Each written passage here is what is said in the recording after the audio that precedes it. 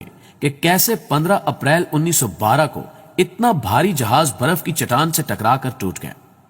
1500 لوگوں نے اپنی جان گنوائی، لیکن چند راز ایسے ہیں جو آپ کو پتہ نہیں ہوں گے، اور اس کے ڈوبنے کی وجہ جان کر آپ بھی حیران ہو جائیں گے کہ ایسی باتیں جو سب سے چھپائی گئی۔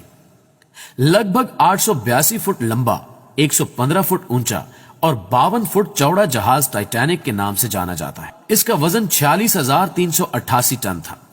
اسے تیار کرنے والوں کا ماننا تھا کہ یہ کبھی نہیں ڈوبے گا اور نہ ہی ٹوٹے گا، تو اسے صرف ایک برف کی چٹان کیسے توڑ پائی؟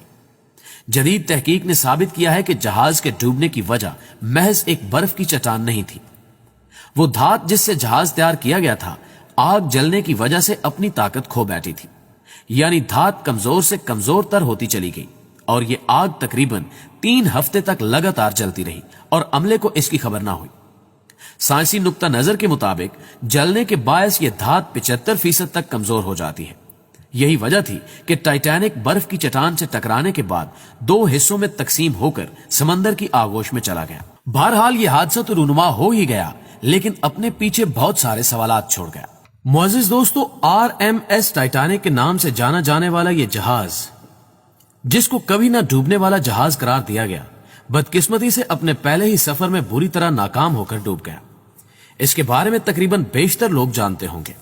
اس کے بارے میں ایک فلم ٹائٹینک کے نام سے بھی بنائی گئی، جس پر حقیقی ٹائٹینک سے کہیں زیادہ رقم خرچ کی گئی۔ 1912 میں ڈوبنے والے ٹائٹینک جہاز کے ملبے کو ڈھونڈنے کی بہت کوشش کی گئی، لیکن تمام تر تدابیر ناکام ہوتی چلی گئی۔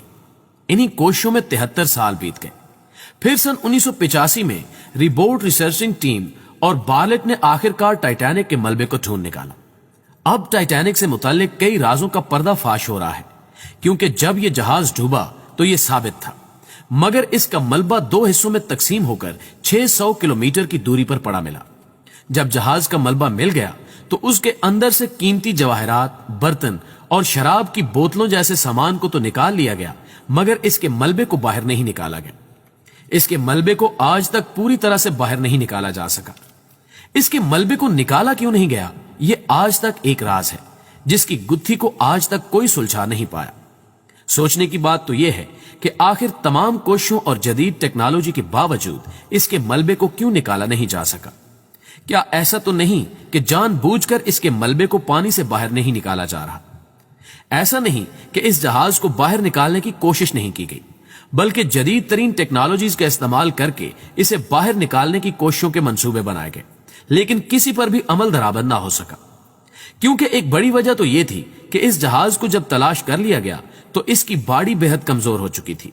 دوسرا، ٹائٹینک کا وزن بہت زیادہ تھا، اور اس کے ساتھ ساتھ پانی کا پریشر بھی بہت زیادہ تھا، اور وہ سمندر کی گہری تہہ میں موجود تھا۔